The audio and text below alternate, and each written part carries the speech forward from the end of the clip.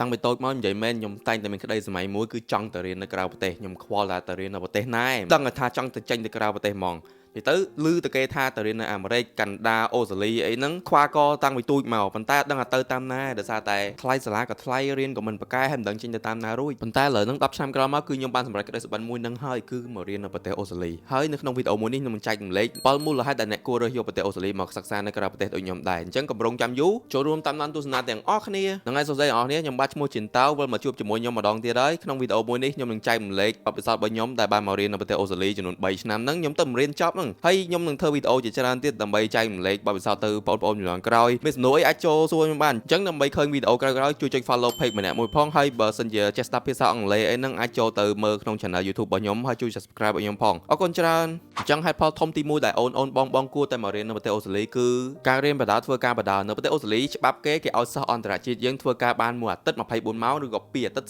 48ម៉ោងហើយនៅនេះគេបង់លុយឲ្យថ្លៃណាទោះបីយើងជាសិស្សអន្តរជាតិក៏ដោយឲ្យតែអាយុយើង21ឆ្នាំឡើងលើគឺគេបង់ឲ្យប្រាក់ខែទាបបំផុត$24.1ក្នុង1ម៉ោងហើយបើសិនជាយើងអាយុតិចជាងនឹងគេបង់ឲ្យយើងទាបជាងនឹងបន្តិចចឹងទៅតាមច្បាប់របស់រដ្ឋយើងអាចឆែកក្នុងអ៊ីនធឺណិតបានតែប៉ុណ្្នឹងលុយហូរចូលកប៉ៅដូចទឹកចឹងហើយអាចយកលុយនឹងទៅបង់ថ្លៃផ្ទះស្នាក់នៅហូបចុកឲ្យបានមួយសេរីមូលហេតុទី2គឺបែបបត់នៃប្រព័ន្ធអប់រំនៅប្រទេសអូស្ត្រាលីនេះនិយាយទៅនៅប្រទេសអូស្ត្រាលីនេះគឺមួយឆ្នាំគឺគេរៀន2ឆមាសដូចនៅខ្មែរយើងចឹងប៉ុន្តែមួយឆមាសគឺតែ12អាទិត្យទេអញ្ចឹង2ឆមាសវាខ្ទង់កន្លះឆ្នាំអញ្ចឹងជាទូទៅកន្លះឆ្នាំទៀតហ្នឹងយើងអាចយកពេលហ្នឹងទៅដើរលេងក៏បានទៅធ្វើការក៏បានហើយដល់ពេលយើងធ្វើការបានពេញម៉ោងទៀតអញ្ចឹងយើងអាចជួយសម្រាលបន្ទុកគ្រួសារយើងបានខ្លះដែរតែយើងក៏គួរកត់សម្គាល់ថានេះគឺតាមបទពិសោធន៍របស់ខ្ញុំរៀនគណនេយ្យនិងហិរញ្ញវត្ថុនៅសាកលវិទ្យាល័យ Swinburne ណាអញ្ចឹងសាលាខ្លះគេអាចរៀន learn ហ្នឹងហើយក៏យើងអាចចំណាយពេល learn ហ្នឹងដើម្បីរៀនត្រៀមប្រឡងឲ្យដែរបើមិនយើងមកមានពេលតនេក៏ទៅដើរលេងហើយធ្វើការរៀនដឹងតែធ្លាក់ហើយធ្លាក់មួយមុខគឺបង់ឲ្យសាលាខ្ទង់$4,500អញ្ចឹងវាអត់ល្អទេសម្រាប់ធ្លាក់អស់មូលហេតុទី3អ្នកគួរតែមករៀននៅប្រទេសអូស្ត្រាលីគឺស្តង់ដារនៃការអប់រំនៅប្រទេសអូស្ត្រាលីនេះជាស្តង់ដារអន្តរជាតិត្រូវបានគេទទួលស្គាល់ជុំវិញពិភពលោកនិយាយទៅពេលយើងរៀនចប់យើងអាចទៅធ្វើការនៅប្រទេសណាក៏បានដែរភាគច្រើនគឺគេទទួលខ្ញុំនិយាយថាភាគច្រើនហ្នឹងដោយសារតែប្រហែលជាមានប្រទេសមួយពីរជុំវិញពិភពលោកដែលគេអត់ទទួលស្គាល់ប្រហែលជាក្រែងជើងហ្នឹងហើយតែបើនិយាយជាទូទៅសញ្ញាបត្រដែលចេញមកពីប្រទេសអូស្ត្រាលីហ្នឹងគឺគេហៅទម្ងន់ធ្ងន់មូលហេតុទី4ដែលអ្នកគួរតែមករៀននៅប្រទេសអូស្ត្រាលីគឺប្រទេសអូស្ត្រាលីជាប្រទេសមួយដែលពោពេញទៅដោយសិស្សអន្តរជាតិមកពីជុំវិញពិភពលោកមកសិក្សានៅប្រទេសអូស្ត្រាលីដូចតែយើងដែរហ្នឹងអញ្ចឹងនៅពេលដែលយើងមកហ្នឹងយើងអត់ដែលស្គាល់ថាអូស្ត្រាលីហ្នឹងគឺជាអីទេយើងអត់ដឹងថាទៅញ៉ាំអីនៅណាម្ហូបមានអីខ្លះទេប៉ុន្តែយើងមានសិស្សច្បងរាប់ពាន់រាប់ម៉ឺនរាប់លានអ្នកដែលគេមកមុនពីប្រទេសផ្សេងដូចជាប្រទេសឥណ្ឌាបង់ក្លាដេសប្រទេសចិនវៀតណាមប្រទេស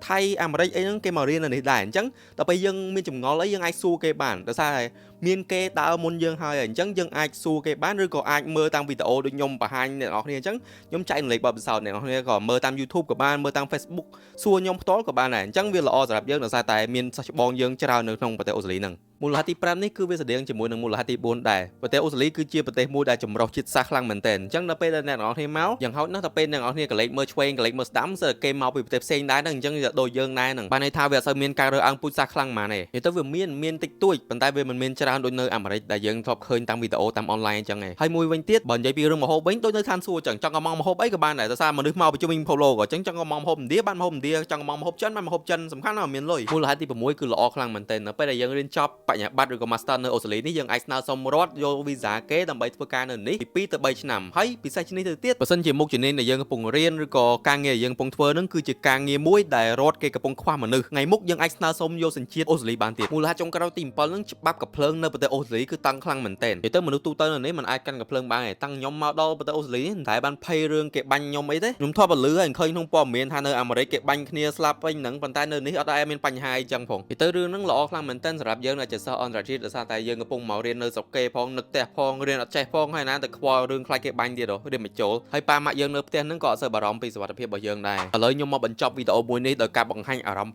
ពិតចេញមកពីក្នុងបេះដូងរបស់ខ្ញុំជាសិស្សច្បងដែលបានមករៀននៅប្រទេសអូស្ត្រាលីនេះរយៈពេល3ឆ្នាំនិយាយស្មោះត្រង់ទៅខ្ញុំគិតថាប្រទេសអូស្ត្រាលីល្អខ្លាំងមែនទែនតាំងពីខ្ញុំមករៀននៅនេះរយៈពេល3ឆ្នាំហ្នឹងខ្ញុំបានផ្លាស់ប្ដូរខ្លួនឯងតាំងពីក្មេងម្នាក់ដែលអត់ស្គាល់អីទាំងអស់ហ្មងរហូតដល់ឥឡូវចេះលាងចានទុកដាក់អីខ្លួនឯងរលួយចិញ្ចឹមខ្លួនរស់ហើយរៀបចំផែនការជីវិតអីខ្លួនឯងអញ្ចឹងជួយ like ជួយ share បើមានសំណួរអីអាចសួរខាងក្រោមនឹងបានអរគុណច្រើនបាយ